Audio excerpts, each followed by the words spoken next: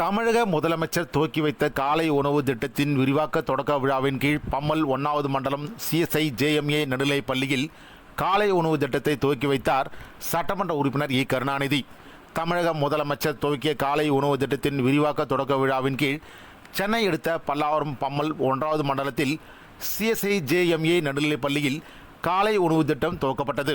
இந்நிகழ்ச்சிக்கு சிறப்பு அழைப்பாளராக பல்லாவரம் சட்டமன்ற உறுப்பினர் E. கருணாநிதி, மண்டல குழு தலைவர் வே. கருணாநிதி கலந்து கொண்டு குத்துவிளக்கேற்றி பள்ளி மாணவர்களுக்கு காலை உணவு திட்டத்தை தொடங்கி வைத்து உணவு பரிமாறி அவருடன் உணவருந்தி மகிழ்ந்தனர். இதில் உதவி ஆணையாளர் சொர்ணலதா, மாமன்ற உறுப்பினர்கள் மதினா பேகம், ரம்யா சத்யபிரபு, சத்யா மதியழகன், பொறியாளர் சத்யசீலன், பணி மேற்பார்வையாளர் நரேன், தலைமை ஆசிரியர் எப்சிபா, அருள் திரு ஷீபா ஜாஷ்வா உட்பட ஆசிரியர் பெருமக்கள், மாணவ மாணவிகள் ஏராளமானோர் கலந்து கொண்டனர்.